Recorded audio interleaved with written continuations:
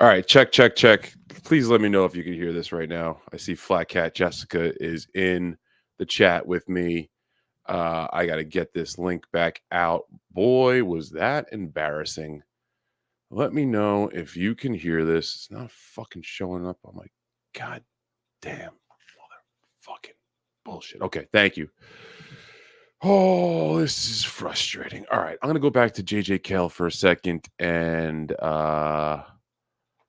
I'll be back with you in 1 sec. Let me just get my shit back together. Mother, this is embarrassing.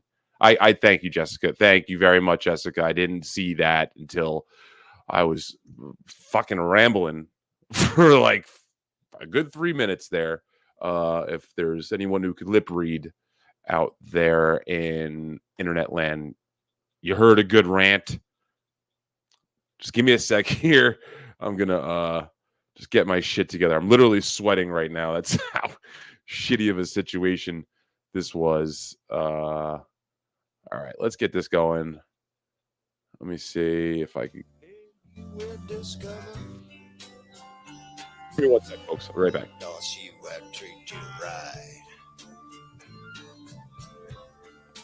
If you believe, Oh, I know you will find there ain't nothing like sensitive kind of Larry.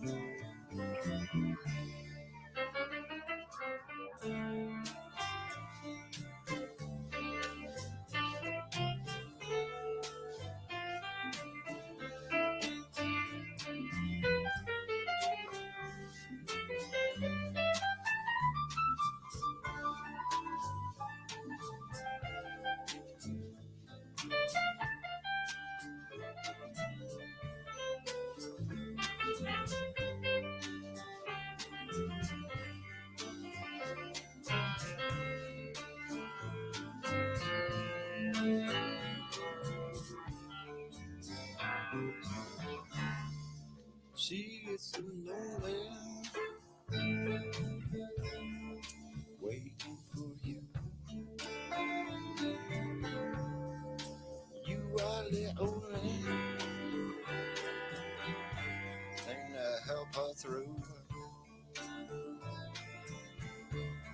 Don't take her for granted. She has a hard time. Yeah, you got to know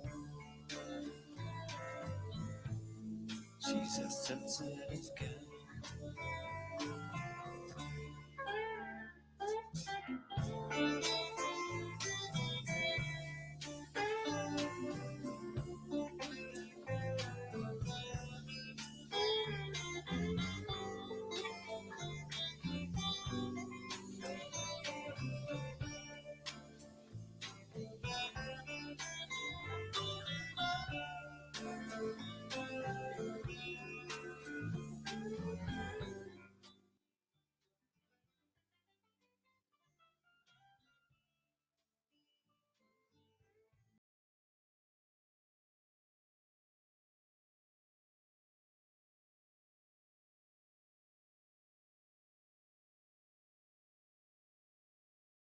all right, all right, all right, all right. Okay, you guys see the sweat?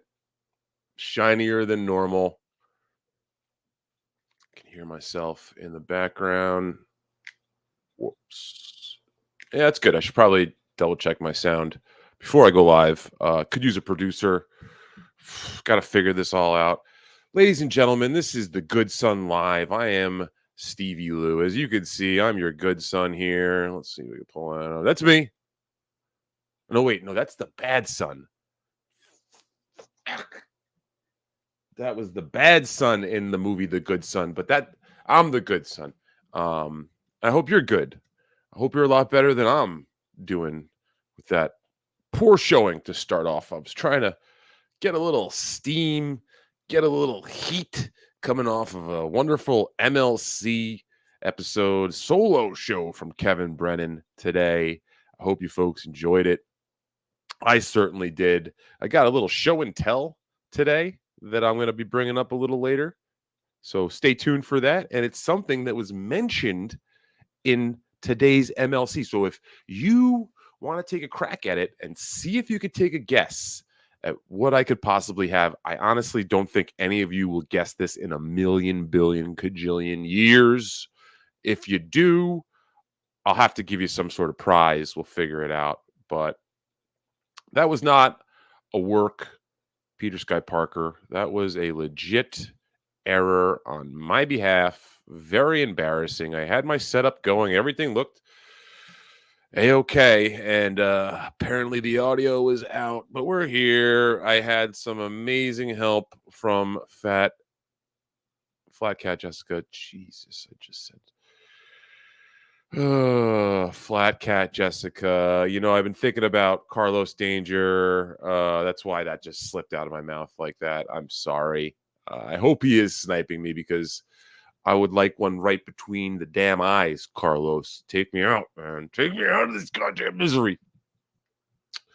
But yeah, we're here. I kind of had a whole rant to start the show that got cut out. So I'm going to take this opportunity to pull a mulligan because sometimes the universe provides that sort of thing.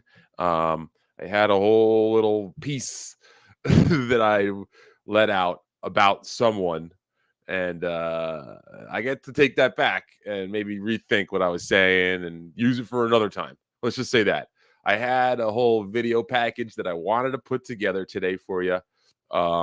Didn't really have the time or the motivation, to be honest, or the energy today. But some fun stuff was happening on some other shows this morning, maybe involving yours truly, maybe not. I do think I will be able to put that together in one video package and present that to you at a later date, not tonight. I was absolutely exhausted this afternoon and just didn't have it in me to edit some videos, but I can and I will. And I took a little nap, had some coffee, and we're here. We're doing it. We're doing it.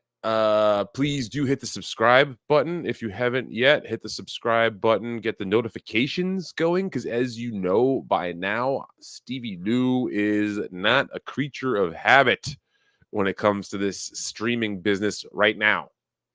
Once I get to the monetization point and have an actual reason to do this besides just the love of the game and the love of hanging out with you and you and you, and yes, even you, serial killer. But once we get to the monetization level, I promise then I'll try to dial in a better schedule. And we'll probably still have these wild card episodes. So do hit the notification button. I need you to hit subscribe. I need you to watch these things. I need you to tell people about these things. I had a really nice bump in subscription numbers. So we're almost to 500. We're like right up against it.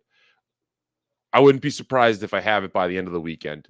But I don't want to pull one of these moves where I'm getting ahead of myself and then everyone starts bailing on me last second. I can't have that right now. I shouldn't have even said anything, but here we are. We got to do it. It's like pulling teeth sometimes, but you got to promote yourself. Okay, so please hit that subscribe button. Tell the folks out there that this is a good show.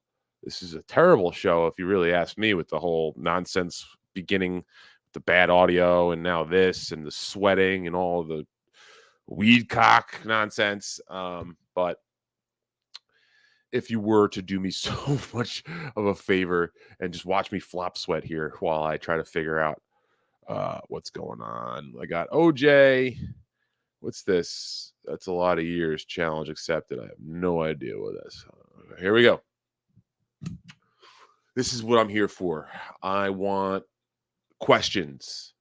I want hard-hitting questions. So let's get to it. Bedabbler Network. Why did you fabricate the story about Melton's bacon? I was there, Stevie. He didn't really make a big deal about it. He didn't even tell the waiter. You know how Melton feels about his pork products. Okay, Bedabbler, yeah. I fabricated that he went into the kitchen and went to snap the line cook's neck.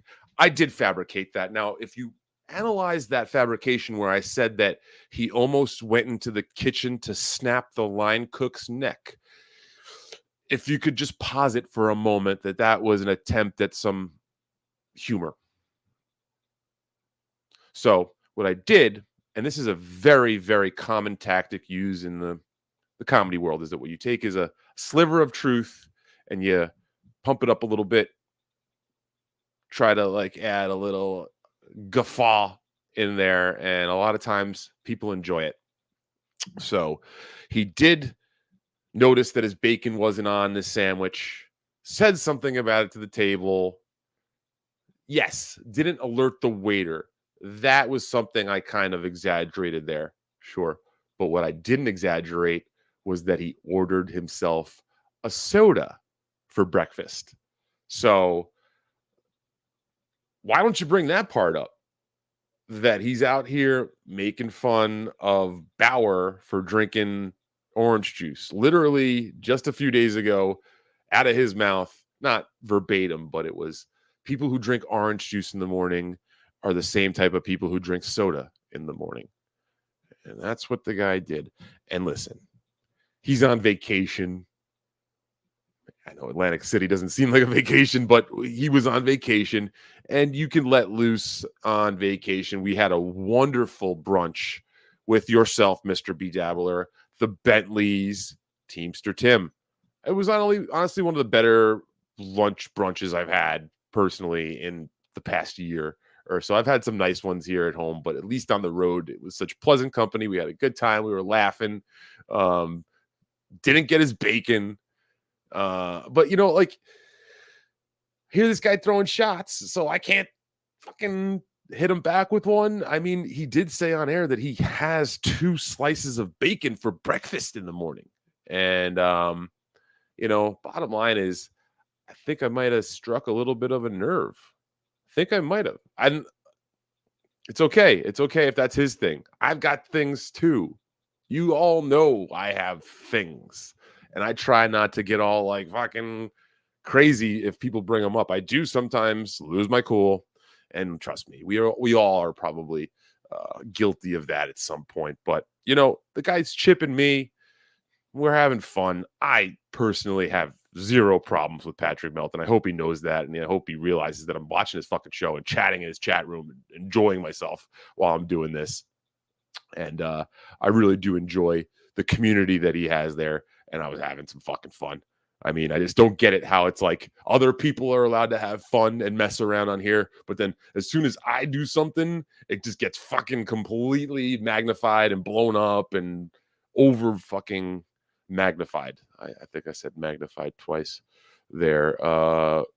Case in point, that stupid ass tweet that I put out the other day that sent Ray, I don't even want to say where it sent him, but because I feel terrible about that. I think that's what he wanted too, was people to feel bad about him and his situation. He went to that immediately. So that is why I fabricated any sort of story. How can I ever believe anything you ever say again? Yeah, no, it's at this point, why were you believing anything I said? Because you know me, Stevie Lou is the king of the works, just nonstop working everybody and making everybody confused and upset about the evil works that I forced them to all partake in and ruin relationships over works or whatever the fuck those fucking idiots were rambling about last night. You suck. That's it.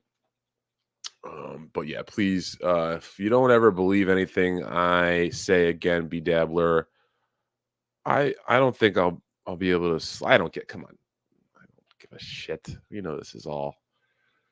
I learned from the best. I learned from you, Dad. Okay, I learned it from you, Dad. And that potato, fucking potato. God damn it! Oh, look at this. I'm already getting blowback here. I'm getting blowback probably because of B Dabbler. If you're going to really, this might mean war. This may mean war on the B Dabbler network because it looks like they're in cahoots now. Because I know that guy, Obnoxious John, he works with them. He works with them very closely. They are closely associated.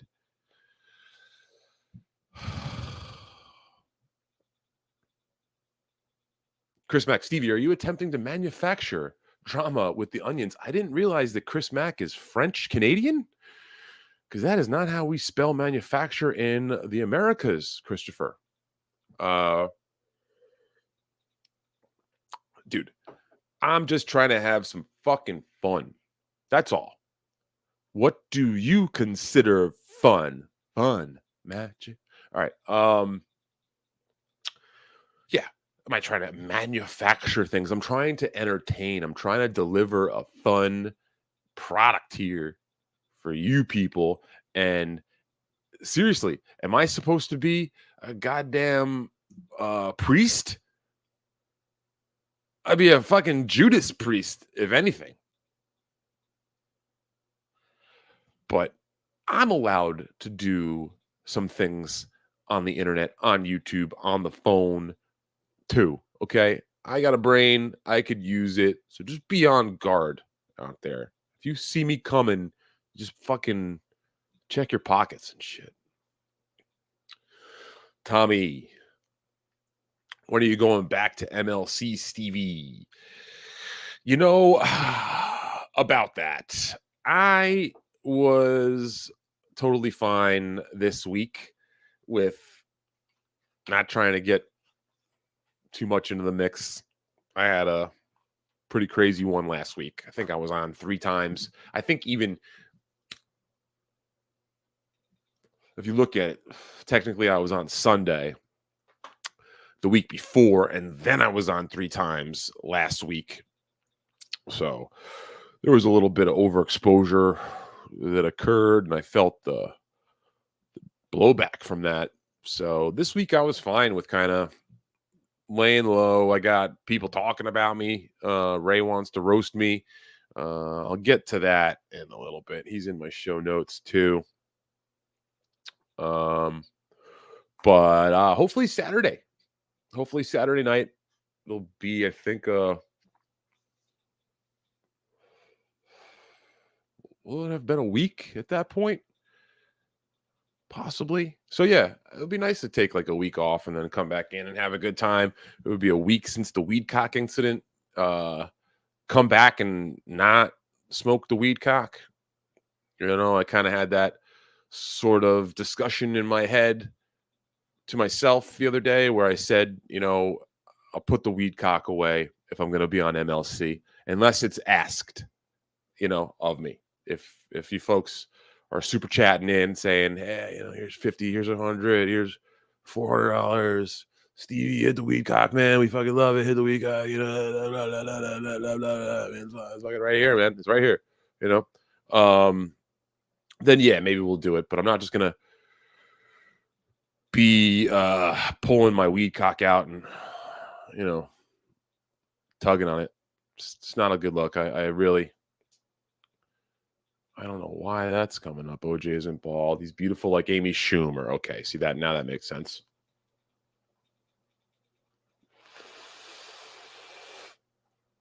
George Floyd, yay or nay? I'm more of a Pink Floyd guy. I don't know if that's related. Okay, here we go. JM, you want the hard hitting questions. Which came first, the chicken or the egg? I'm a fan of the mother-child reunion. Yeah. Peter Sky Parker, how many car accidents have you been in, and which bobes did you break? I never broke Bobo. I have never broken Bobo. To this day, he still remains strong, unbreakable, unfazable. As a matter of fact, I should probably send him the link. You know what? I'll send him the fucking link right now. Give you 1 second here. Let me send the Bobsters, the Linkster. But I've never broken Bobs. Let's see, how many car accidents have I been in? Never a major, holy crap, knock on wood, I've never been in a major car accident. I've had like a fender bender when I used to drive. I don't drive. I don't have a car in New York City. I have a license, but I don't own a car, so I'm not driving regularly. But when I did drive way back in the day, I had maybe a fender bender or two. And then as far as broken bones, I've broken my fingers a couple times in sports. You could see that one's crooked. See how that's crooked? That's not good. This one's also crooked. So I got a couple broken bones in the hand. Not too bad. Broke my ankle playing football in high school. Pretty bad too. But as of recently, no, I've been pretty bone broken free. That's the crazy thing. Like, I just don't understand how these Cleveland comedians are ending up in the hospital or the emergency room or urgent care like multiple times a year. I've said it before. I'll say it again. Like, those poor ladies, those nurses at that urgent care that Ray goes to must have like just the craziest horror stories they tell to their spouses when they come home when Ray comes in. Like, when he walks in that door at that urgent care, they probably go, "Oh my God, this fucking guy again. What, he's going to be podcasting. He's going to be, oh my God, it's going to be the gout this time. Who knows?" So it's like, guys, I'm worried. I'm worried for people that are constantly in car accidents and urgent cares. It's kind of wild.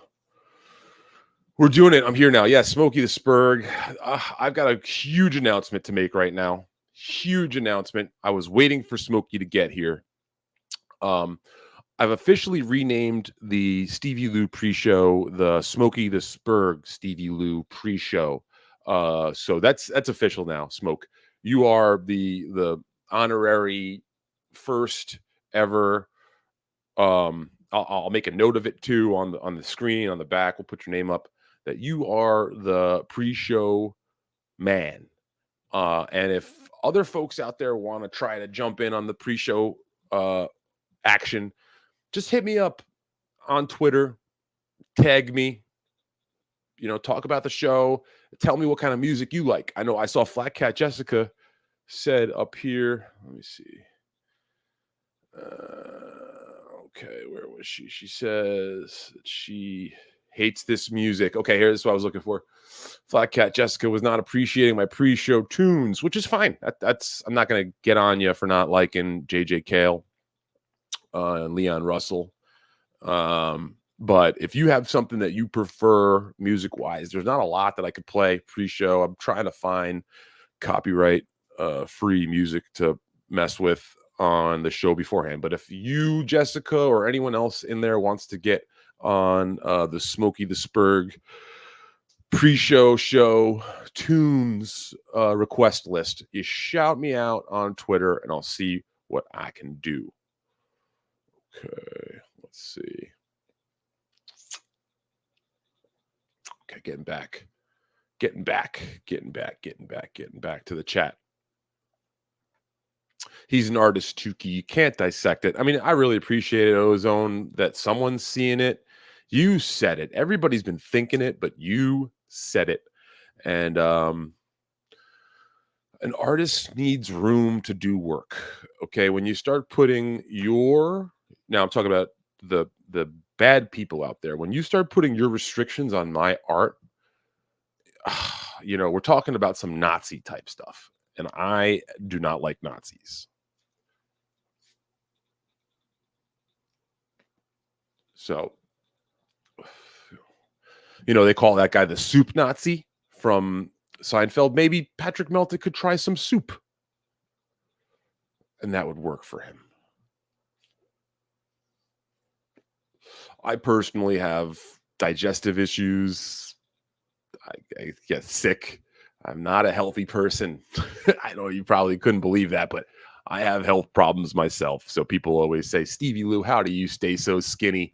Oh, you're so lucky with the skinny. You're tall, but you're skinny. It's crazy that you do it.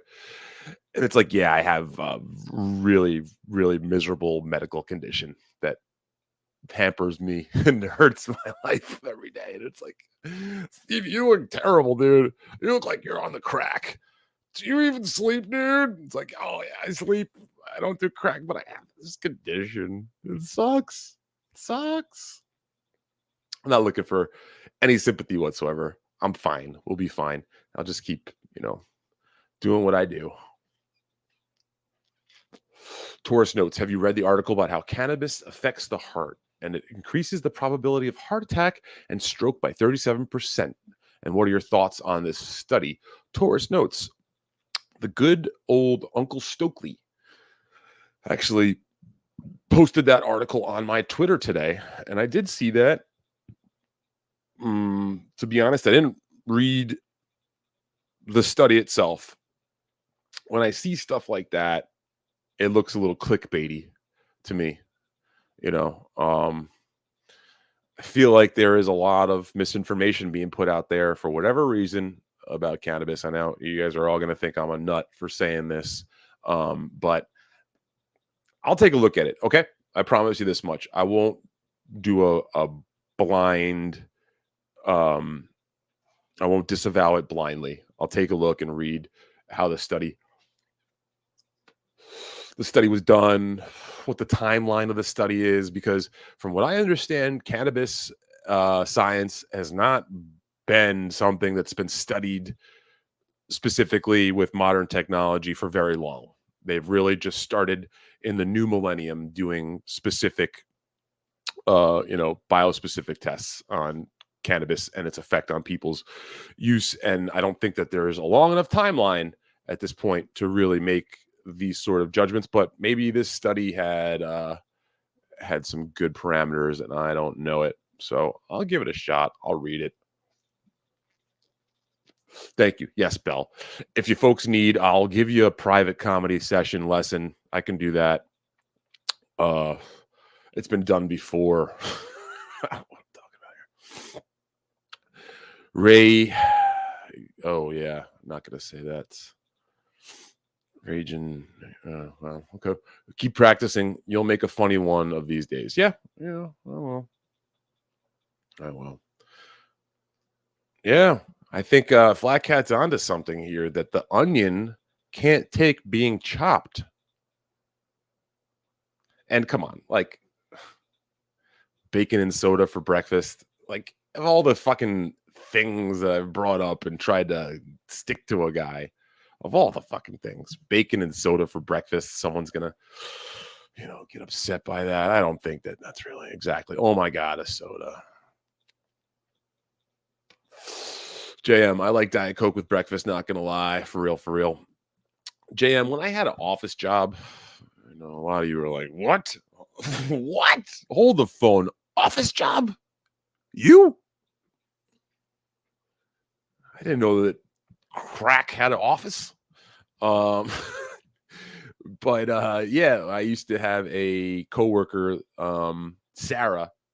She was a, mother, but like cool lady that I worked with in a different department.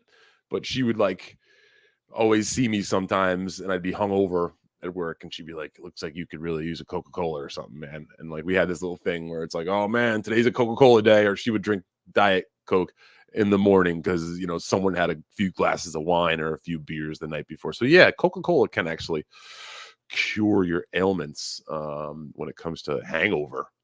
I've seen that happen. Ozone, I drink Celsius for breakfast. Is that bad? You and fucking 1 out of 5 people in America, I want to say Celsius is the hottest brand in New York City, at least. I see that shit everywhere in stores. They can't keep it stocked. Onion can only dish it out, and he dishes it out. He does dish it out. He's one of the best at breaking people down, which is why I do enjoy watching his show. Again, I'm not going to sit here and say this guy's terrible. He sucks. His show is garbage. He's a piece of shit. I'm not going to say any of that stuff. As a matter of fact, not only do I like his show, I had a great time hanging with him in Las Vegas, in Atlantic City, for the Super Bowl. In real life, he is very down to earth and seems like a very genuine, good, caring person. So I got that vibe off of him. I got that vibe off of most people that I met in AC, but I did get to spend some time with Patrick and Rocco as well too. Shout out to Rock, man. I want to talk fish lunches and fridge magnets. We do have some show and tell. Let's get into show and tell right now. Actually, let's do this. Today on MLC, I heard Kevin Brennan mention. Let's just do this now. Okay, so today on MLC, I heard. Don't remember exactly what the context was, but they were talking specials, comedy specials. They were talking the greatest comedy special of all time. And Kevin says, and this is what he says, the popular opinion is out there. And coming from, an actual comic like Kevin, this kind of statement would go very far for me, at least. He says that Richard Pryor's Live on the Sunset Strip is the greatest comedy album of all time. I mean, I love that album. I'm a huge fan of Richard Pryor, obviously. I think anybody out there who's ever seen that guy's stuff would understand. Didn't know that that's given the number one slot by a lot of people, but I love it. But check this out. I picked this up a while ago at a memorabilia tag sale sort of thing. This is from Richard Pryor's Live at the Sunset Strip. This is like this. Basically, it was a promo. It was called a movie special poster that was done for promotion of the film, probably going out into theaters. It's got Columbia Pictures ad on the back. It looks like there was T-shirts they were selling as well. But this thing is so badass. There's this like info on the inside about Richard, and then it actually opens up into a huge poster with like bigger pictures and stuff. I am not going to open this up here and uncrease it and mess it up, but this is something I picked up years ago and put it in my collection, and do want to get that framed eventually. But I thought that was kind of cool that you folks might want to see.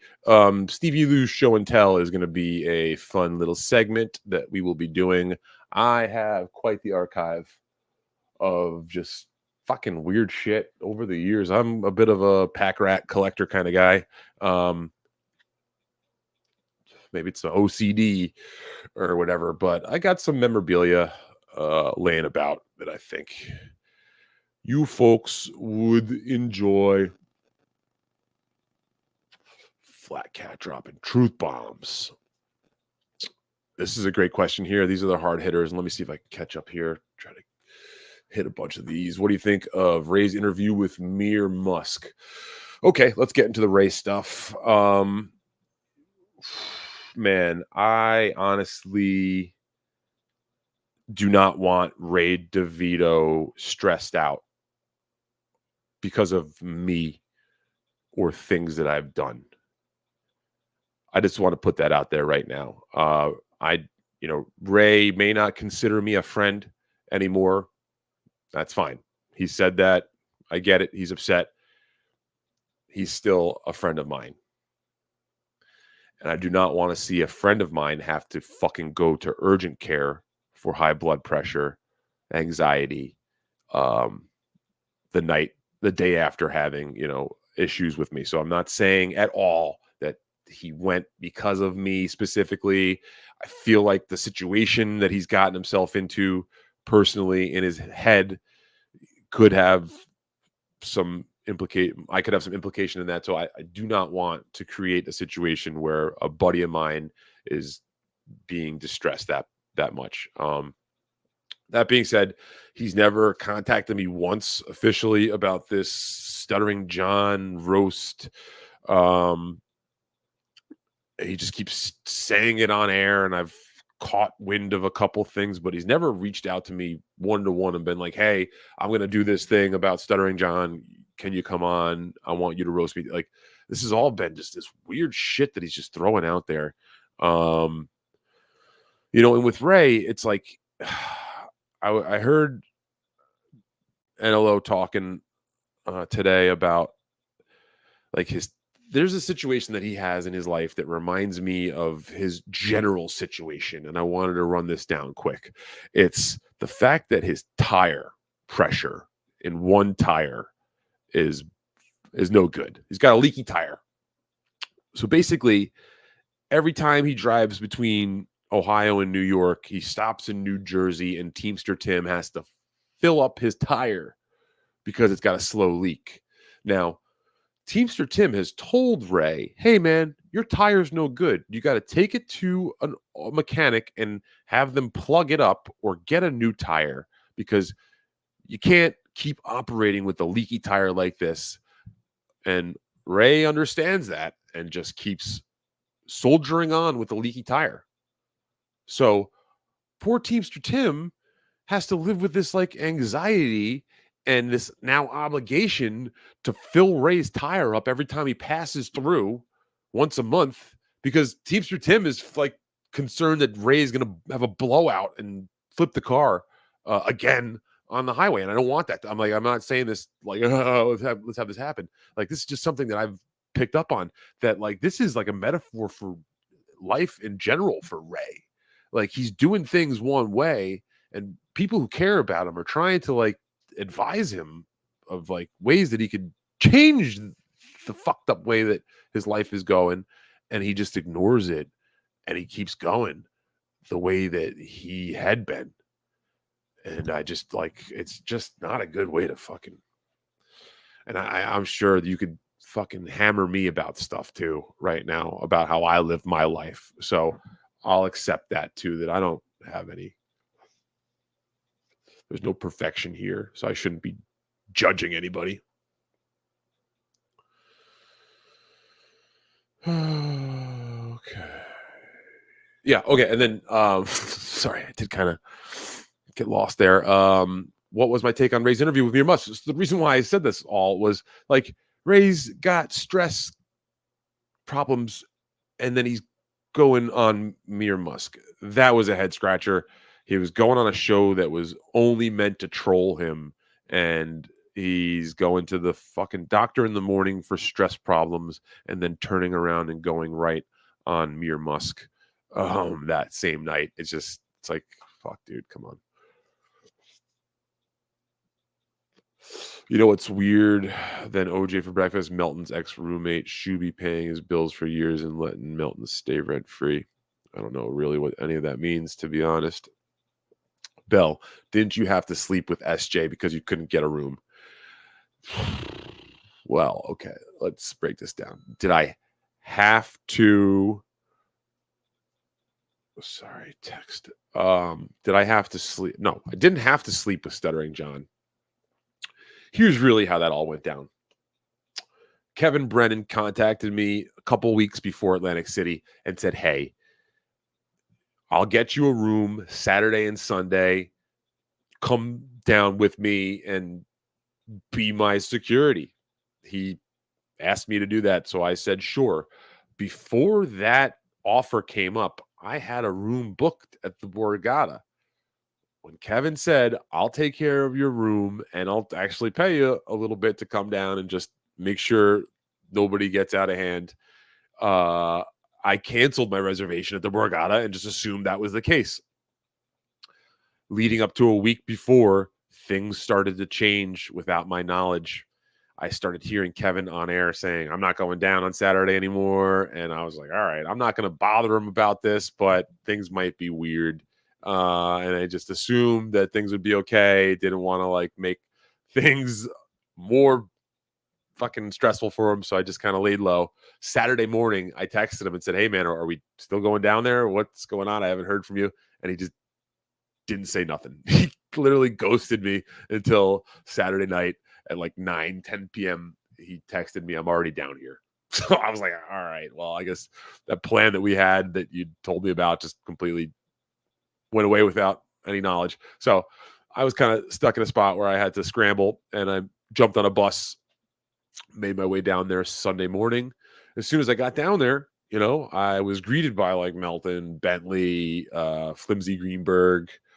There was a couple other people that we were hanging out with there, and they offered me a room immediately. They had an extra room, an extra place to crash. Even Melton was like, "Hey, listen, we'll chip in. Bentley and I, and maybe like I think someone else will chip in and get you a room. If you need, don't worry, we got you covered." Extremely generous, extremely nice of them. Around that time, John calls me on the phone while I'm at the Borgata that Sunday when I just got there. And he says, "Where are you?" So he was on the air, actually. So I met up with them, had my stuff with me still. John said, "Put your stuff in my room. Let's go hang out." Fine. Let's do that, John. We're hanging out, and he's asking me, "Where are you staying tonight?" And that's when I told him, didn't have a place yet. We're working on that. And that's when he said, "Come stay in my room. I got an extra bed. You and I are going to hang out. We're going to have a good time today. And, don't worry, you can crash. I'm going to be leaving early in the morning. I got a place for you to spend the night." So very nice of John as well to do that. So there was no forcing to be to sleeping with Stuttering John. He had a really nice room. Vince had gotten him a big room. It had like a wraparound thing there, and two queen beds separated. So yes, I did sleep with. I did stay in the same hotel room. I shared a hotel room with Stuttering John in Atlantic City. Jesus, Dave H is going to get us taken down. Ozone, next Stevie will show up with a black eye saying something about Kumia country. Yeah, if I do, shoot me down. B Dowler Network. It was a diet soda. Yes, that's true. But you know what? Let's do a study on that about heart attack and stroke with diet soda. I get it. It's like, yeah, maybe there's no sugar in that soda, but it's not a nutritious part of a morning meal.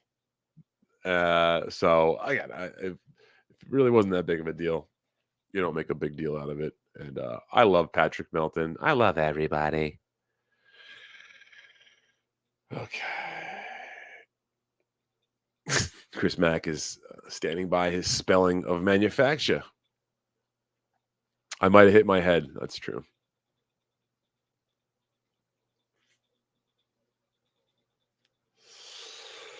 Fuck, these guys might be onto something. I might be wrong. Oh my God. Have I played the Enema Theater? No. I think that's out there in Pennsylvania somewhere. No enemas for me as of yet, but I have gotten a few colonoscopies, and those are not pleasant. But they're vital. Colon cancer is a bitch, and apparently I have a higher incidence of colon cancer with my condition, so I should probably get a tube up the butt. Cold C, Stevie is so out of his gourd. Words are looking weird and wrong. That's what you get when you come here to the Good Sun Live. All right, looks like we got a work going already. The first work of the night. Hit the work bell. Hit the work bell. Ding, ding, ding, ding, ding, ding, ding, ding, ding, ding, ding. Let's catch up with the chat a little more here, and then I'll. Oh, look, my fucking moderator is here. Thank goodness. Finally, this guy shows up for work. Wow. God, it must be nice. It's probably my fault that I don't ever let him know that I'm going live. But here he is, the man, the myth, the legend, my moderator, balls deep. Does it show up that you're my mod? Yeah, it does show you're my mod. All right, buddy. If you see anything crazy, let me know. But so far, everybody's been being pretty good. Oh shit! Why did I lose my ticker? Damn! Look at that. I just realized.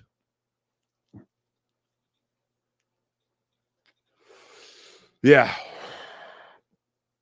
I guess it looks like I'm being boycotted right now, and I'm not getting any super chats because of the evil things I've said about Patrick Melton. I knew this was going to happen. I knew this was going to happen eventually. This B Dabbler guy was going to turn on me, and now here we are. So, God damn it. But seriously, folks, if you do feel like getting involved, we got the Venmo there, and then we got the PayPal right there as well. Working on getting the monetization. Almost there. Seriously, about a third of the way there with the view hours and just a few subscribers away for the minimum. So if you haven't hit subscribe yet already, what are you doing? What are you doing? Do me a big favor and just watch. Just watch, man. That's all I need, dog. Looks like you found Ray's kryptonite. He runs his mouth about everything. You name 2 people, he shits his pants. Bobo is so unbreakable, he's not even housebroken. Wow, I'm really behind. Stevie has to poo-poo a lot. I guess I poo-poo more than most people, and I have to poo-poo in the morning, especially more than other people. I usually have one like most people, but then sometimes there's like a little extra. And also, there's usually some pain involved in the process as well. Not like excruciating 10 out of 10 pain, but some pretty severe discomfort that, this guy goes through now, especially if I'm not staying on top of things like alcohol intake, spicy foods, fried foods, all the good stuff in life fucks me up even worse. So I've been trying to cut down on the coffee too. That's really, if I gotta get into it, coffee obviously for most people is a diuretic and gives you the bubble guts, the bubble guts, the bubble guts, rocking to the beat. What I do is I drink cold brew. As a matter of fact, I got a little cold brew going here. When you brew your coffee with just room temperature water instead of hot water, reduces the acidity on your final product, and you don't get that strong of a gut issue when you use cold brew. So that helps, but still, I'll get a little extra action when I drink coffee. But I kind of like rely a little bit too much on coffee these days to get going in the morning. So it's one of these things where I got to just cut the coffee out. People say, Stevie, cut the weed out. And I'm like, bro, I got to cut the coffee out because that's the real problem for me. So Looney Tunes. You said, dude. Oh, shit. I never sent Bo the link. Let me send Bo. If you want to come on, doggy. Does anybody else want the link?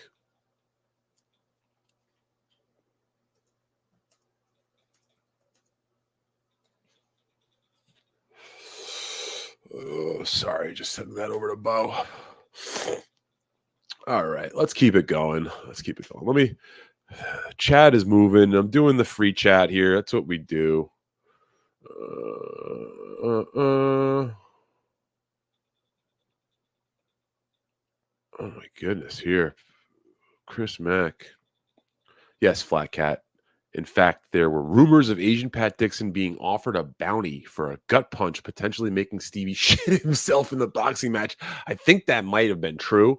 But here's the thing. When I was doing my boxing training for the match, I started doing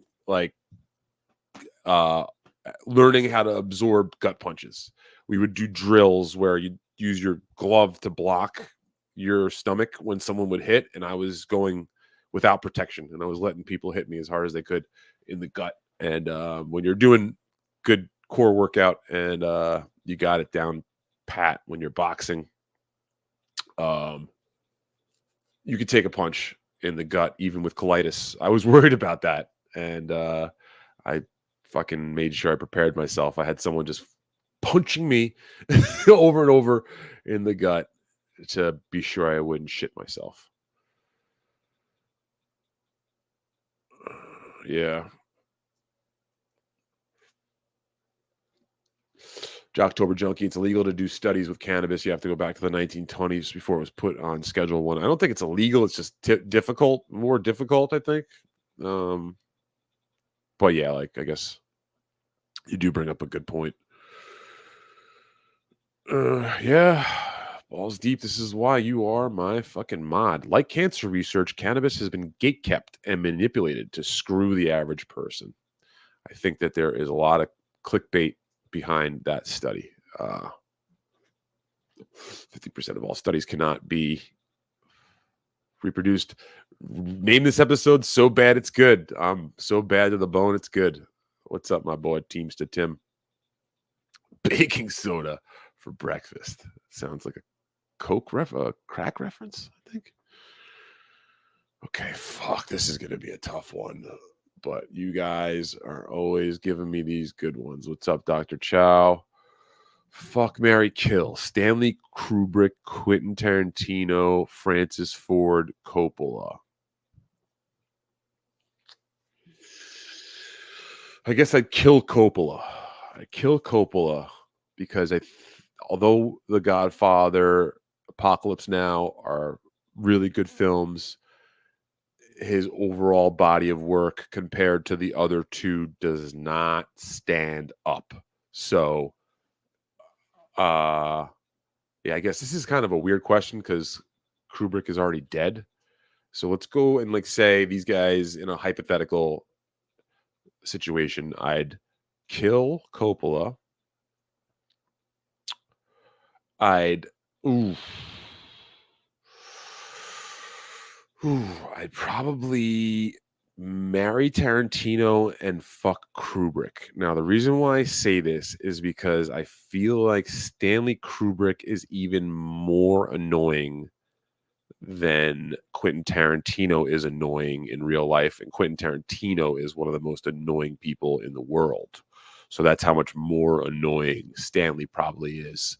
You've heard about the issues that he had with a lot of people and his meticulous nature on set.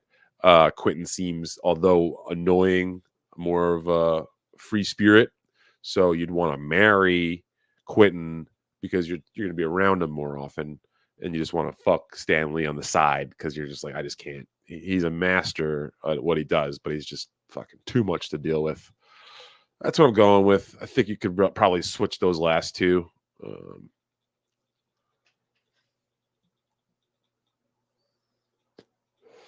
I mean, of all the films that he directed, that's like his least impressive. One of his least impressive, and it's a good film. I'm not saying it's a bad film, but like with what he did uh, later on, yeah, no, he's you know, Kubrick is the man. Do I have Castlevania? I don't think I had Castlevania growing up. And I don't think I picked it up along the road, which is that's a major hole. Yeah, I should grab Castlevania 1 and 2. 2 clearly being the better of the games, even with the weird day and night mechanic thing. 1 was just a little tougher. Okay. Yeah, this is probably not getting into video games tonight too much, but you guys could always sidetrack me real easy. Gonna get into a film that I saw last night. Let's do that. Let's do that and talk a little bit a modern day movie. You know what? Let me see if I could catch up real quick here. Ray is too sensitive. At least you own your shit, Stevie. Yes, thank you. I do own my shit, and I do hope Ray gets better. Ray only knows how to keep a flaccid tire. He can't wait the 5 days. That's a linger longer. Ray should have just canceled his Tuesday show after Hackamania. It's probably a non-paying gig anyway. Yeah, I mean, I guess I don't want to get too much into his business because he's already getting pissed off about me talking about his business. But I'm pretty sure that's his stand Tuesday once a month show, which would have no problem him giving up his spot that 1 month to somebody else. He's not going to lose that show if he doesn't show up 1 month. I think he's probably scared that he's going to literally lose that one connection to the stand that he has. And, I do want to call one thing out from Ray today. He was trying to say that the what is it?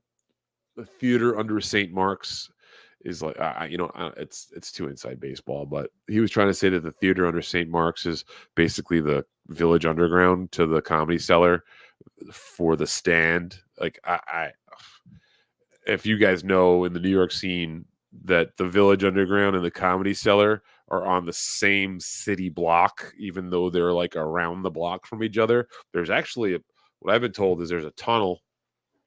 This is not a joke. I know a lot of you think this is one of those Shuley jokes, but I've been told that there's a tunnel that goes underground between the Comedy Cellar and the Village Underground that staff uses. But yeah, Ray is trying to say that the theater under St. Mark's is the equivalent to the Village Underground for the Comedy Cellar because the stand apparently owns it or has taken over the management of that spot. The theater under St. Mark's is this tiny little fucking hole in the wall spot on fucking Junkie Row on St. Mark's in the East Village. And yeah, okay, that was again inside baseball. Can see the numbers dropping.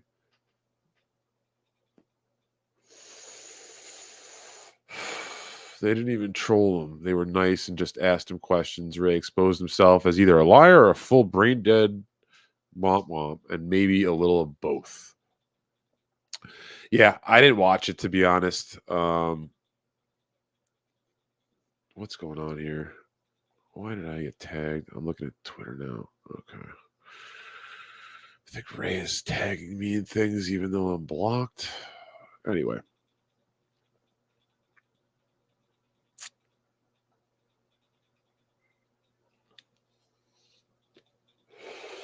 Johnny owns a plumbing company and charges $75 a dispatch fee. Yeah, plumbing is a good business to get into. Okay. He wouldn't come on, TJ. He wants me to send Joe Exotic the link. He wouldn't come on. Here we go. Son of Billy Wagner checking in. This gives me energy. This is what I fucking need. This is like when Hogan is down and out and he hears the crowd coming screaming for him. Get some jacked up, get some ready to go, brother. If you folks don't know Son of Billy Wagner, he is the best clip maker in the business. That's all I got to say. He's at the green tea level like a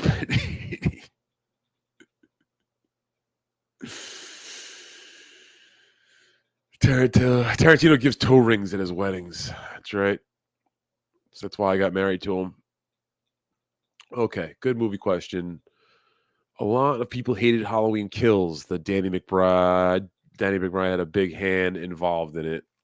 They say evil must die like 100 times. Yeah, I watched those Halloween new films. I thought the first one was real good, and then I thought they kind of like veered off. I didn't think the second one was as bad as a lot of people thought, and then I know the third one was kind of a bummer. I think that was the third one, right? Yeah, that was the third one. Yeah, it just the story arc was a little all over the place. Okay. Speaking of which, no one wants to hear the movies you watch, Stevie. Well, too late. Rage.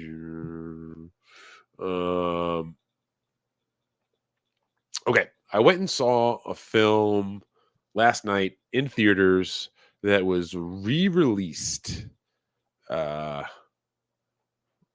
Was out in theaters right before COVID hit. And then they re-released it, I believe, again. Right when theaters opened up. It was on video on demand. This is the film Tenet. All right. Um, Went and saw Tenet in the IMAX last night. They because of how well Oppenheimer did,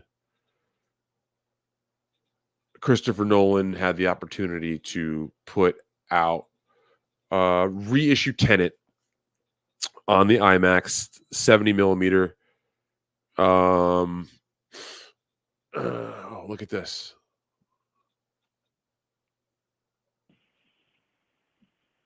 Bobo, how are you, buddy? Hey, Stevie, how you doing? You caught me at a good moment. I was going to start talking film, and I feel like I was just floundering. Yeah, yeah. So, Hold on a sec. sure Hold on thing. a second. You Hold got it. on a second. Yeah, yeah. All right. Okay. Oh, boy. Hold on. Let's get him out there for a second. I don't want to. Oh. Always a surprise when the Bobo boy pops in. Yeah, I totally got saved there by Bobo. I hope he comes back soon. No, okay. But yeah, so went and saw Tenet in theaters. Now, this was Christopher Nolan's pre, this film came out before Oppenheimer. This was the film, Oppenheimer was his next film. And Tenet was one that was considered kind of a flop or a bomb because of its critical reception and maybe its inability to do well in the box office. I think that was hampered by, COVID situations where, if I recall correctly, like you couldn't see Tenet in New York at the time because New York theaters were still closed, but you could go up to Connecticut and see them if you wanted to. So just a fucked up time when I think even like when theaters opened back up for the first time after COVID, people weren't ready to see like a really heady think piece movie like Tenet. Um, they were more ready, myself included, for movies like Mortal Kombat, for Godzilla vs. Kong. I went and saw both of those films. Those were the first two movies I saw after COVID, and I was just like loving that shit in the theater, hooting and hollering, laughing it up. It was almost like I was in an airplane watching a film. I was having some sort of overreaction, and went and saw Tenet last night. And like, I guess let's see. I'll put this up. I'm not gonna. I don't. All right. Might spoil a few things. And here, Bobo's back. So it might spoil a few things. Bobo, have you seen the movie Tenet? I haven't seen this one yet. Okay. All right. So you know what? I'll try to keep this like light when it comes to spoilers. But if you haven't seen the movie Tenet yet at all, and you don't want to hear anything about it, I would say I'll give you a few seconds to get yourself together and mute the program. I'll keep this little sign up that says Tenet spoilers up until we stop Tenet talk. So if you're listening to this live and you don't want to hear about Tenet, uh, and I'm not going to get deep into the spoilers, but maybe people out there want to go in with a complete fresh take. Maybe you don't. Maybe you want to hear what I'm about to say and see it also. So it's your option. Is that cool, Bo? Yeah. Thank you. So, all right. Did you see Inception? Have you ever seen Inception? Yeah, I saw Inception way back. Have you seen it more than once, or is it something that you probably saw once and said, "All right, that's enough of that"? I had to watch it twice to make Yeah, sense I was out gonna of them. say, man, like twice is probably not even enough itself. That's a kind of film that you probably want to almost see like 3 or 4 times. You want to read articles about it. You want to watch YouTubes about it with like you know, expert film people who are breaking it down. Um, so Tenet is like Inception on steroids. It's like, how like in Inception they actually like explain the dream hijacking thing that's very confusing. They do explain it at Yeah, least. You're like, okay, I kind of get it, but then you still don't even get it, right? That's Inception. yeah. Tenet, the whole movie is a mind fuck. And again, this is where the spoilers are going to come in a little bit. So, last warning, I'm not going to ruin the movie, but basically, what Christopher Nolan does is he creates a palindrome type of movie that be it folds into itself so that the beginning and the end kind of meet at the middle and then pass each other, and then the beginning becomes the end and the end becomes the beginning. Now, you're probably looking at me right now, Bo, and the audience is probably like, Stevie, put the weed down, buddy. Put the weed down right No, now. no, but I think it'll probably make sense once I watch it. Yes, yes. And there are these, like, again, YouTube videos, and I haven't watched too many of them yet, but I've just gotten a little bit of a sense of what was going on there. Basically, the people that are moving forward versus the people that are moving backwards are separated by a red color and a blue color. So on my first watch, I didn't notice the red and blue that was happening. But if you do kind of key in on it, you can see that there is this storytelling device that, again, is super complicated. And again, like I said, how the beginning and the end are both moving at the same time and meet in the middle and then end where the beginning is and the beginning ends where the end is. And again, you're probably like, what the fuck, Stevie? Seriously. What I mean, the end happens at the beginning is that... So it sounds like... Go ahead. What's that? I was going to say, it sounds like that sounds like some of those travel videos I've watched about Japan where they show how the train stations apparently are organized with the steps. Like, you got one people using one side of the steps going up and you got the other side going down. All right. Okay. I'll have to check that out. I don't totally copy that. But yeah, I think really what I'm getting at is it's a complicated sort of puzzle. The movie's kind of like a puzzle. And he does give you hints to the puzzle while you're watching. And you do have to really go back again because I didn't understand what the hell was going on with that whole setup until afterwards, listening to some podcasts and reading some articles about it. I didn't pick up on the inverse reaction. Now, if you think about it, the word tenet itself is structured like the movie because it's Tenet. It spells the same way backwards as it does forward. If you folded the word tenet on itself, it would be, well, it wouldn't be symmetrical exactly, but you get what I'm saying.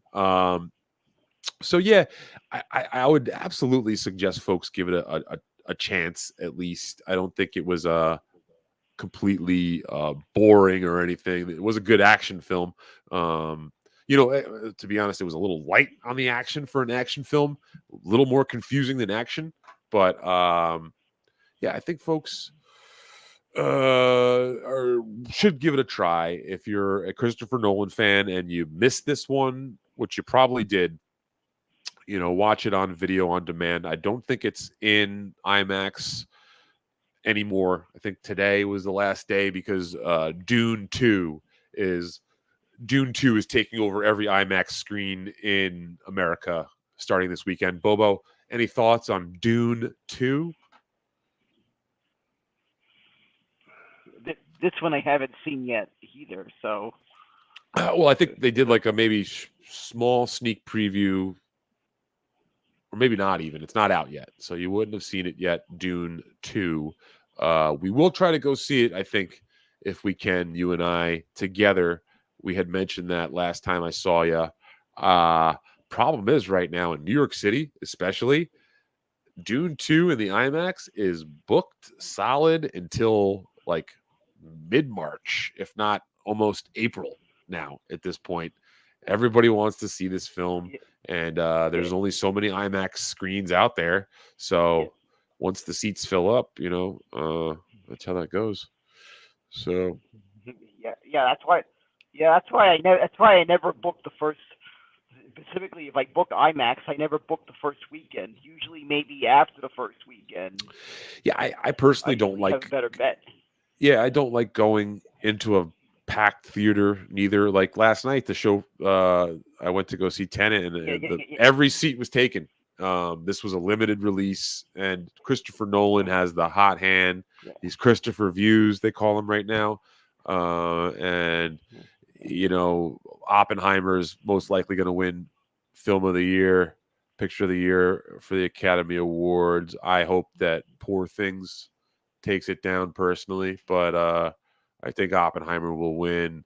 And Christopher Nolan is just kind of like this dude that's making wild stuff. In Tenet, they're doing like this backwards drive. Everything is backwards, so he's like shooting things in IMAX and playing it backwards, which is fucking really super cool, I thought. So do check it out. Son of Billy Wags saying just watched Tenet, liked it, but definitely helped reading about it after. Gonna watch it again. Yeah. Yep. Reminded me of this film Coherence. Holy shit. I don't know how that just popped into my head, but there's this film called Coherence. Want to say it's from early 2000s, mid 2000s.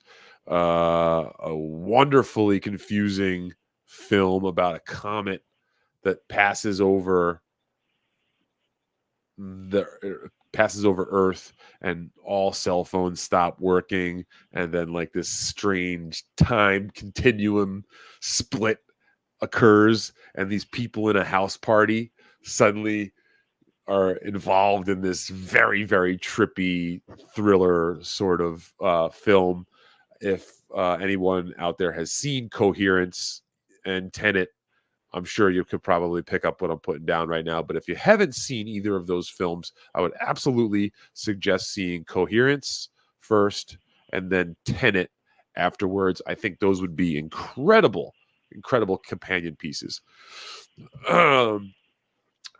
Speaking of companion pieces, well, let's see if anybody else has any more Tenet.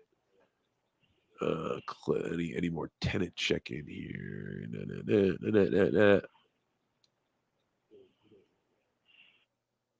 Okay, interesting.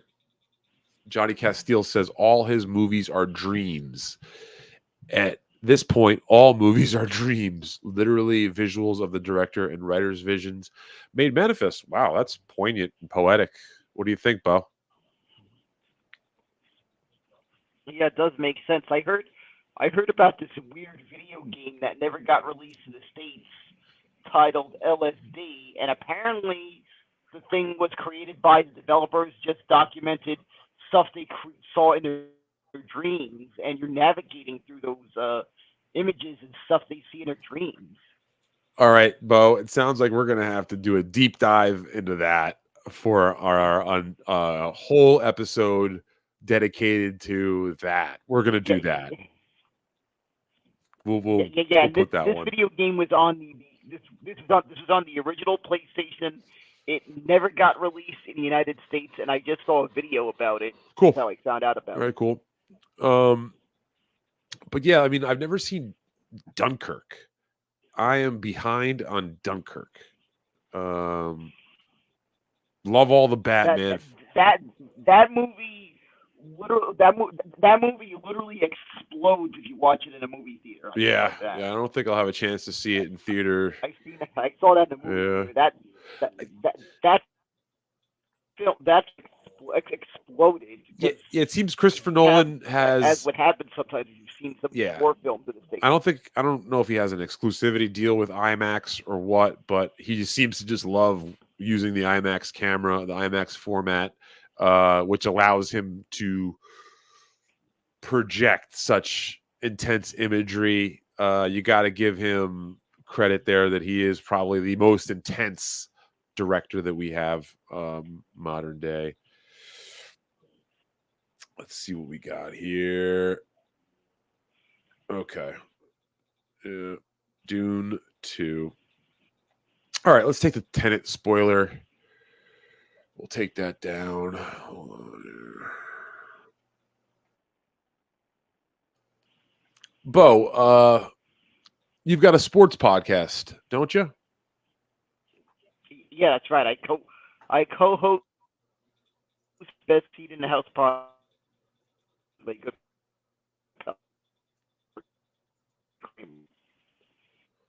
think you might have cut out there a little bit, but I got you covered.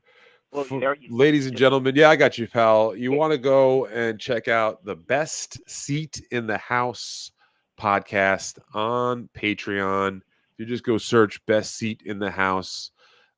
Bobo and Robert Kramer, two amazingly talented sportscasters and good buddies too, will deliver at least one episode a week. I think.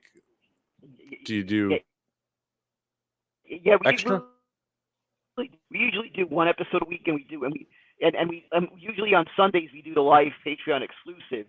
But you got the new Yes. episodes that are released every Thursday. We film on Wednesday and release the episodes on Thursday. But we also have the Patreon exclusive show that we do on Sunday. That's done live. Also, the shows you see on Thursday, we're experimenting with film doing the shows that are dropped on Thursday, putting them live on Twitch. Cool. I love it. But you guys But go on the road. we make them available on YouTube on we make them available on YouTube on Thursday. Yeah, so folks want to go check out Bobo. But yeah, basically, yeah, if you're watching it on Twitch, you get to see it live. Beautiful. Also, oh wow, yeah, that's great. And then you still stay in touch with Eastside Dave or what? Oh yeah, I still stay in touch with these. I was just talking to him not that long ago via DM. Were you guys on the show a couple of weeks ago? Yeah, yeah, we were on a show a few weeks ago. I think sometime I believe in January, we made the trip out to New Jersey to be on the show when he was filming at he films the show out of the dojo of comedy I think it's in Morris Plains, New Jersey. Basically, he picked us up when you do his show, he picks you up from the New Jersey transit station in Metro Park. Morris Plains. Morris Less Plains.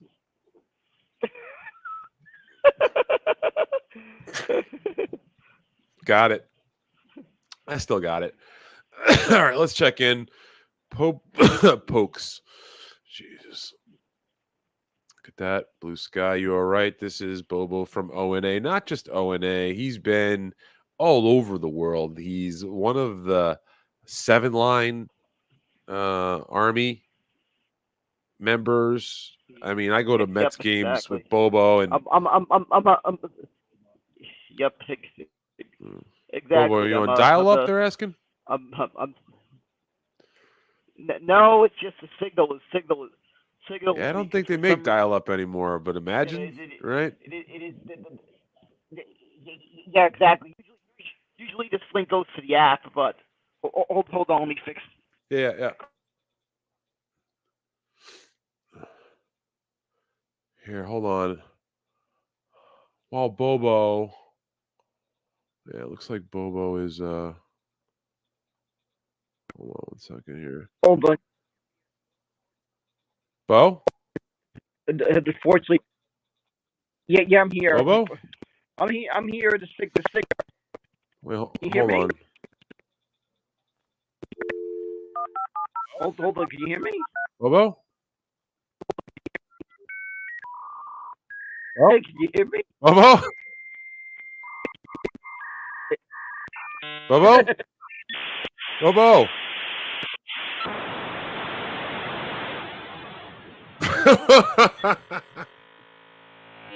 Bobo? There he is. Hey, Bo, I got you back now. Thanks, man. Never mind. I need to. Because my computer is registered. My Bluetooth headset is registered with the computer and the phone, so I think I accidentally had my computer take a login into that. Are you on your or hold on? Are you on your Bluetooth headphones? What's going on there? No. I just turned off my Bluetooth phones because the battery ran low on it. You sound like the Predator right now. It's kind of crazy. Let's get through some chats and then we'll. Oh, shit. You know what, Bo? Can I put you in charge for a few seconds here? I just got to go take care of something real quick.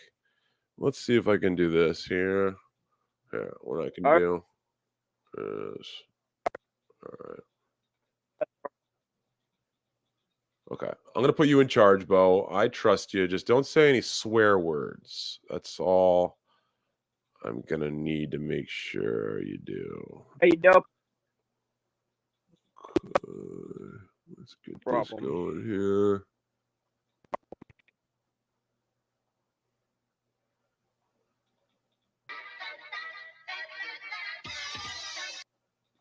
We'll be right back after this word. All right, you can talk if you need to the folks at home. I'll be back in just a minute, Bo. All right. Hi, honey, I'm home. Wait. It's time to get television. So white and chocolatey too. Just Television. It's so fresh. I can't. That shine. Look at that shine.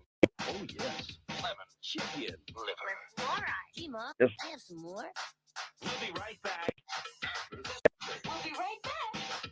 This word. We'll be right back. This word. We'll be right back. This word. We'll be right back. This word. We'll be right back. This word.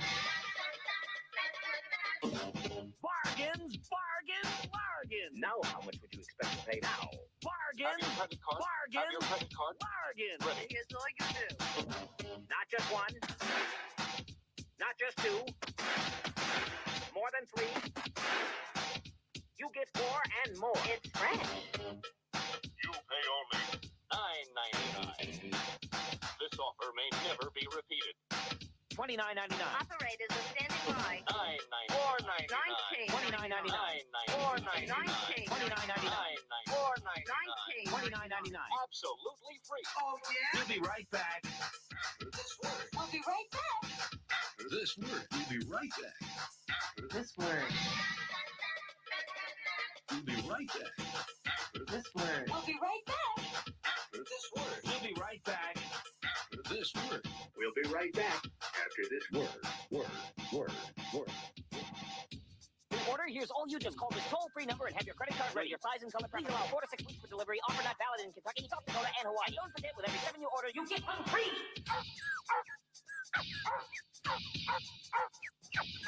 Iron, niacin, and riboflavin. Riboflavin. Shake. Get down. Humana. Call before midnight tonight. Humana. Soft Oh, yeah. and manageable. Oh, yeah. Plump. And Tender. batteries not included. We'll be right back. This word. We'll be right back. This word. We'll be right back. This word. We'll be right back. This word. We'll be right back. This word. We'll be right back.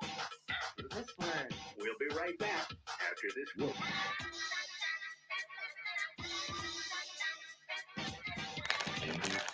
Quickly.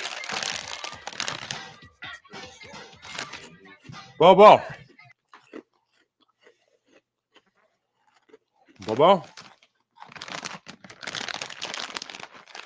Bobo. You hear me? Hey. You hear me? Yeah, I'm sorry about that. Okay. How'd it go? I'm doing good. I just got. Did you take care of everything for me while I was gone? I did. Okay. Yep, I remember. Look at this. In that weekend, that weekend when the chip trippers Boston. Look at this. Couple Your of mom's years- couple of box. years ago. Remember your mom's box? Remember what that is? Yeah, I know what, but I don't. I don't mean your mom's box. Jesus, don't get all Saying stuttering that's John on me. I'm not a person. Okay. All right. Don't Yeah, worry. I know exactly What what. happened to the slew? All right.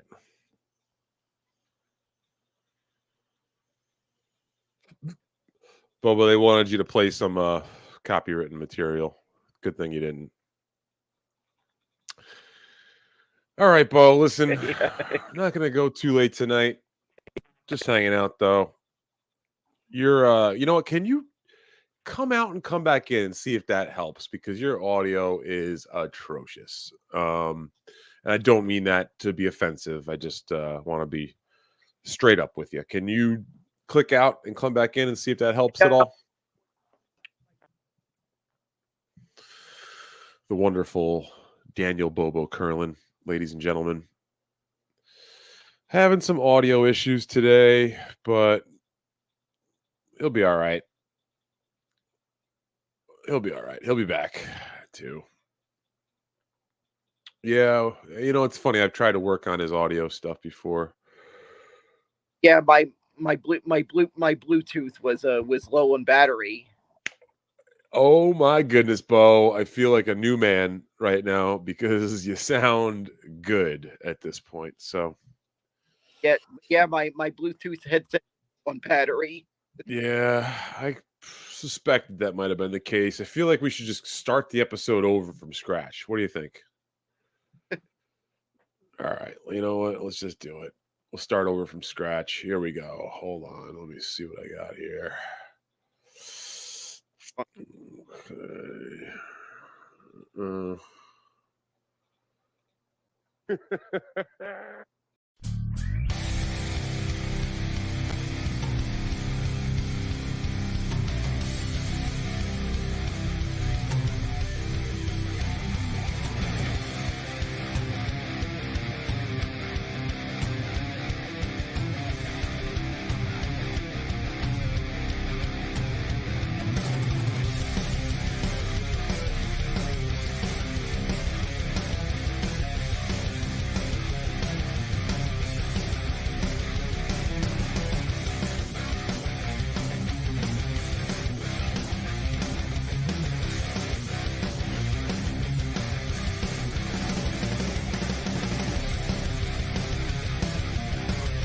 All right, ladies and gentlemen, I am here.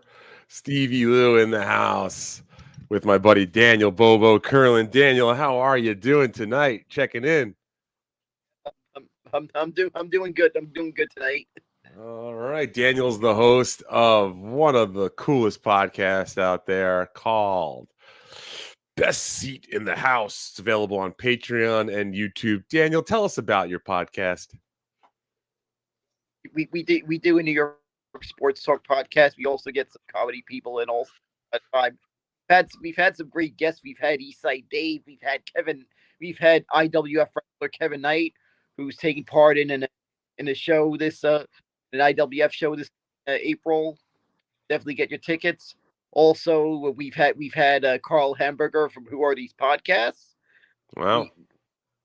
Yeah. So we've had some pretty big ones. We've also had a sports talk podcaster, Jake Asman. He's on the in Houston, but he's a New Yorker, so he does a little show around some New York sports. So he was on. So we've had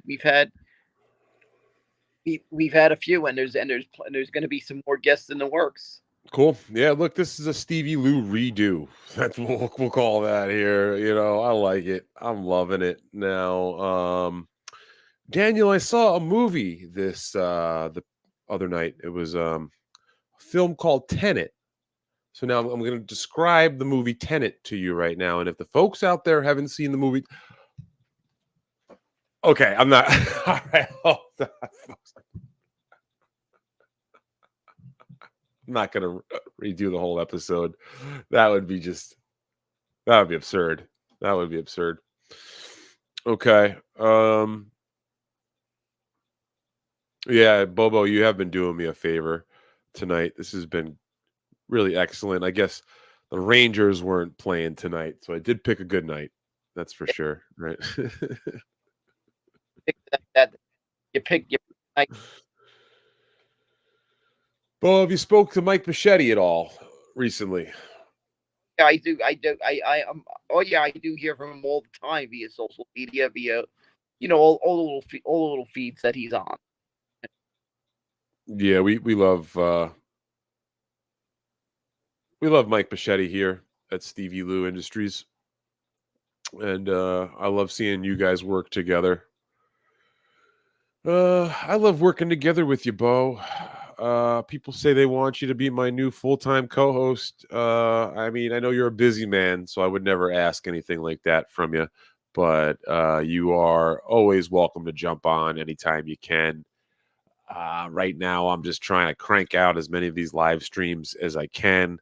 Feel like I'm running out of some steam here today. I'm trying to do long episodes. So I can get my watch count up.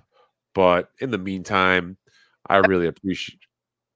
I'm not sure how often you've watched the episodes of Mystery, if you've watched any episodes of Mystery Science Theater 3000, but remember a while back I told you about Mystery Science Theater 3000, the movie that was taken somewhere in the middle of the show's run. Right.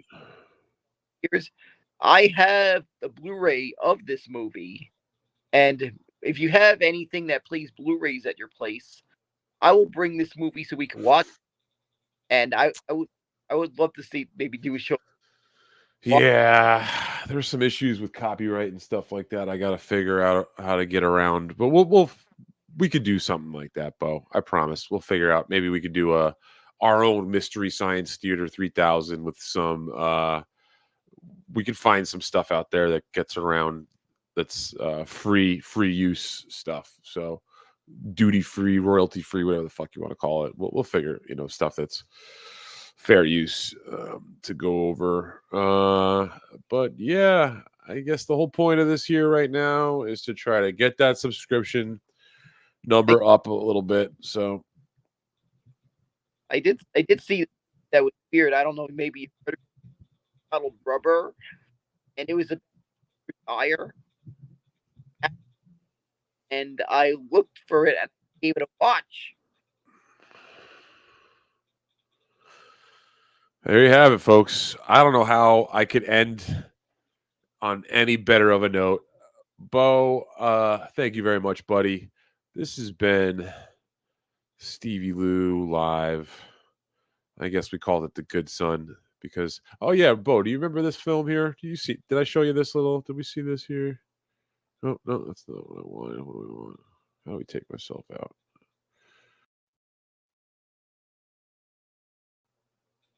And I remember watching this movie on TV. This Uh, was Macaulay Culkin's uh, attempt trying to. yeah, with Elijah Wood was the other son. I guess today, nobody likes onions was saying that if he was faced in a situation where I was hanging off a cliff and Chad Zumach was hanging off the cliff and he had to choose one person to save. He said he would save me. So feeling pretty good about myself today after that. Let's check in with the chat before I get out of here. Daytois says I'm drinking straight bong water. It's actually dirty bong water. That's how you recycle. Okay. And that's how you stay strong where I'm from. Look at this.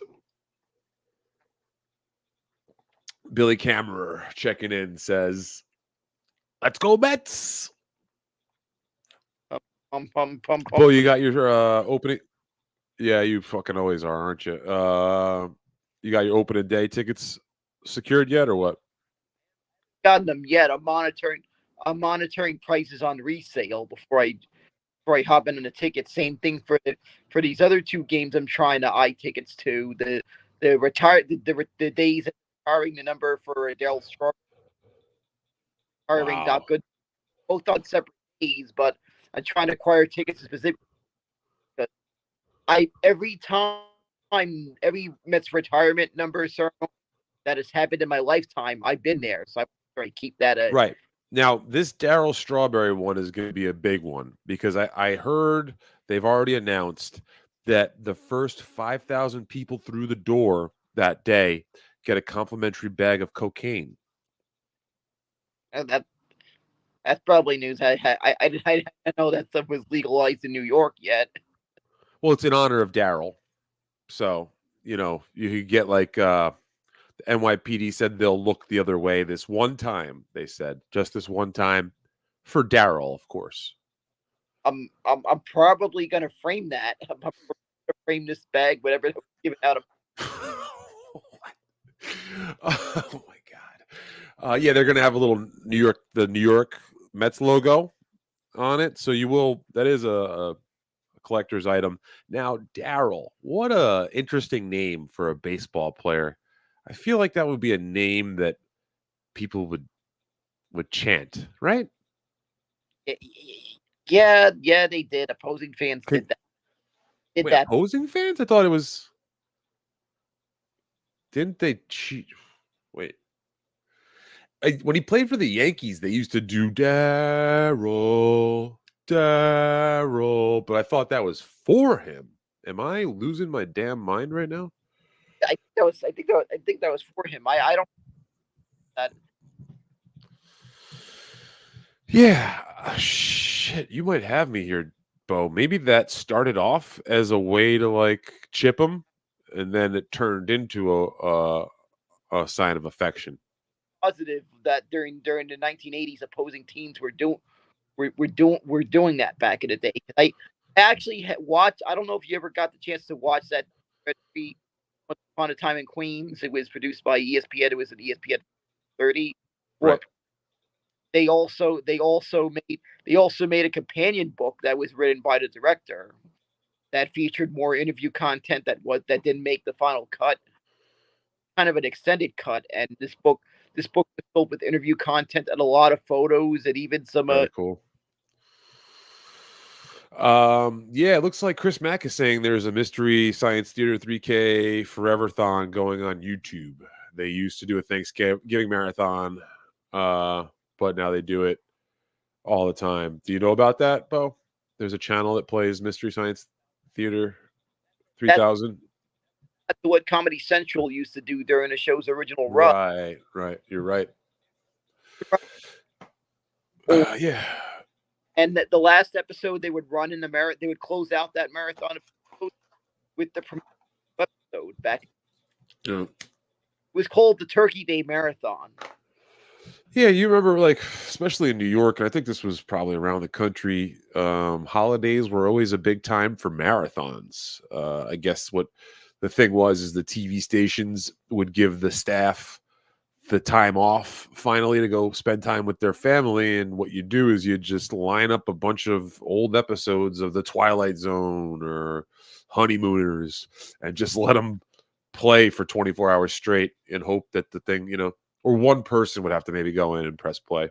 But it was, but I remember once that's how I first got to see the black and white Superman series. But was a marathon on TV channel. Whoa! This isn't the Compound Media Network, Bobo. Be careful now. What you're saying? No, I'm talking about the. All right. Okay. I think I get what you're saying. I'm sorry. Never mind. I take that back. Right. Today when you watch here, when they colors on the back. Yes. Cool. No, I got it now. Ozo's saying, I know Stevie's just trying to kill time live streaming to get monetized, but I cannot turn away. Buddy, I can't tell you how much that means to me. Thank you very much for being one of the few and the proud and the Lou. The Lou and the proud. But yeah, most of those old I guess those 50 Superman episodes. Lou and the proud and the many. Oh my god. Yep, sorry. Most of those episodes of that series, that Superman series back in years ago, were in black and white, and some of the later seasons they had the budget technology for color TVs came into existence, some of the later seasons apparently were in color. Yes. Yeah, those shows were rough too. I remember those faster than a speeding bullet, right? Was that where that came from? Yep, exactly. It was also used in these old animated shorts from the 1930s. Superman, I remember seeing those also. The first time I ever saw the Superman in animated form was these. I forgot what cable channel you run. Very cool. Remember the line used to say like faster than a speeding bullet, able to leap tall buildings in a single. That's right. That's right. I remember. All right, Bo. I'm gonna call it a night here. You've been so good to me for coming on. One more time, please do check out Best Seat in the House. Go join their Patreon, folks. It's $5. You do me a huge solid by going on and signing up and giving those guys some support. And hopefully, I'll be on MLC before the end of the week. Who knows? You never know. And otherwise, I'll be rocking doing this. I think the weekend is looking pretty good. So I'll probably be jumping on some point during the weekend, doing a longer stream, try to get some more topics, stuff to talk about. This has been fun, Bo. You're the man. I'll send you the link whenever I can, buddy. You can always jump on. So thank you very much. And what we'll do is we'll float out of here with the Kale Man and Leon Russell. Hopefully this don't get me knocked, but we'll find out.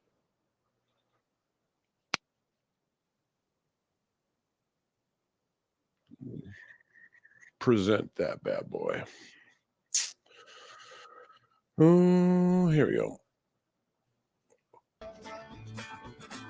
She don't belong to you. Yes, she's mine, all mine.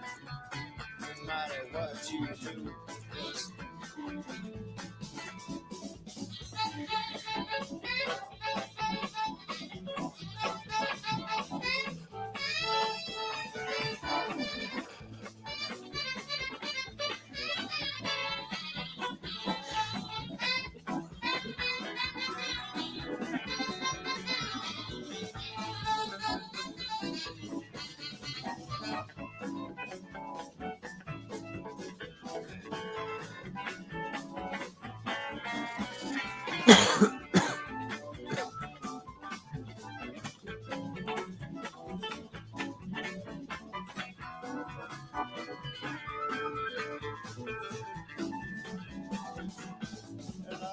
She's long and lean and lanky, sweet as she can be. Take your hands off my woman. She belongs to me. Take your hands off her. Don't belong to you. Yeah, she's mine, all mine. No matter what you do. Yeah, she's mine, all mine. No matter what you do. Mine, all mine. No matter what you do.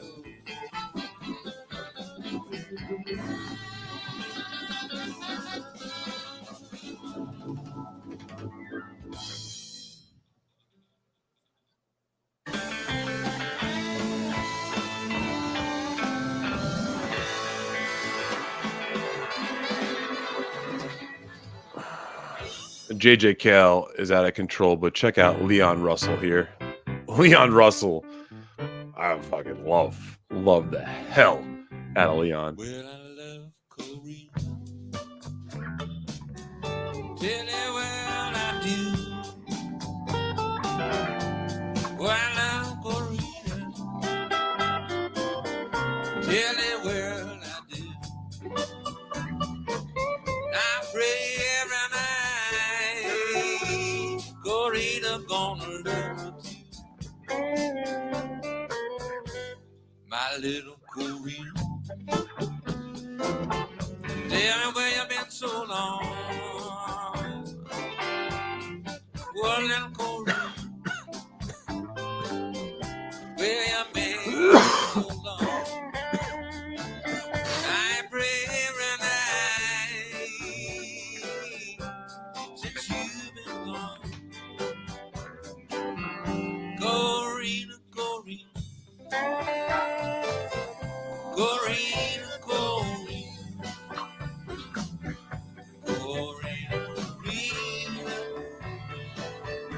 Yeah, I love you so. Corina, Corina, Corina, don't you know my love is so? Play one, John.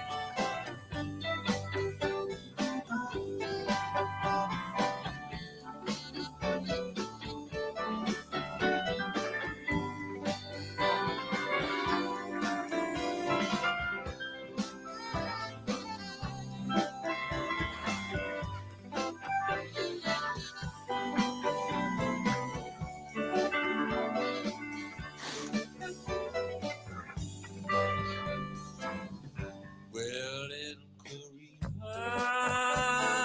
darling, where you been so long? Oh,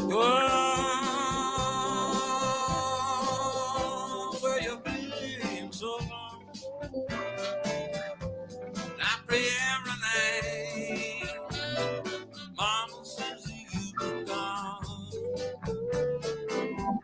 Corina, Corina, Corina, Corina, Corina. Well, I know I love you so. Corina, Corina, Corina, Corina. Yeah, Corina. Come here, baby. Darling, I know I love you so. Yeah, I Kitty. love you so.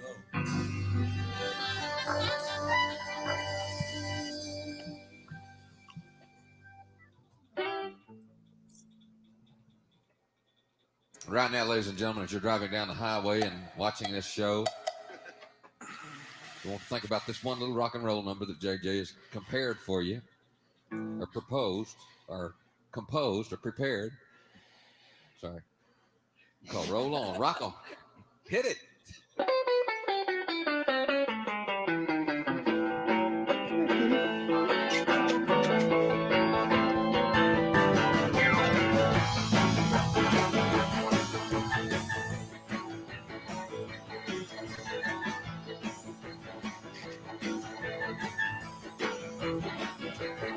If the sun don't shine this evening and the rain is falling down, don't grieve.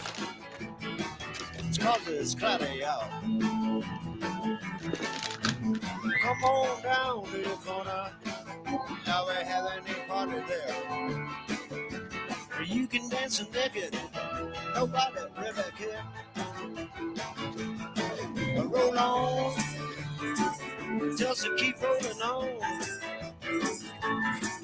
Roll on. Just to keep rolling on. Well, if your mind is a heavy laden and your thoughts keep getting you down, don't you worry, honey, there'll go ones in town. It's a roll on. A roll on.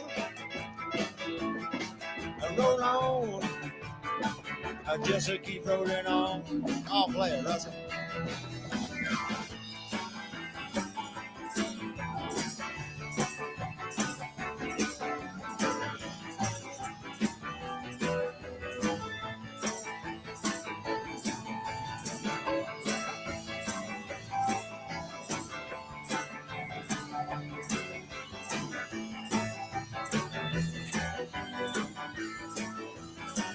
Yeah, so roll on. Keep rolling on. Roll on. Just keep rolling on. There's a playlist that'll get a right time. I kick up some rhythm and blues. What's it called, that boogie, woogie, woogie, or you can dance off your shoes. Yes, roll on. Keep rolling on. Roll on. Just keep rolling on.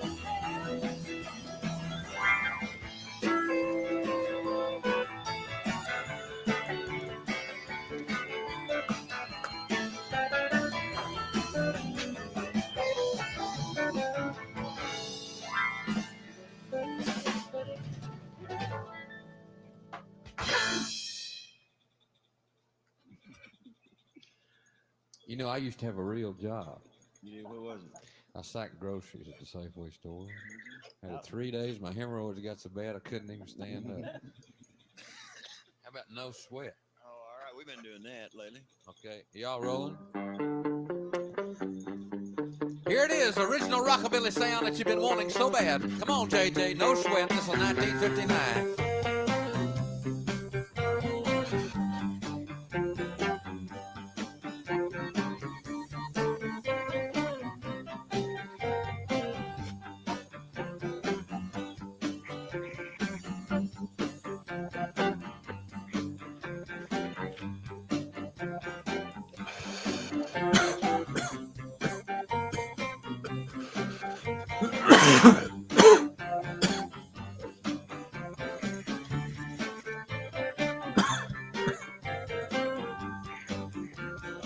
Oh, pick it, Leon.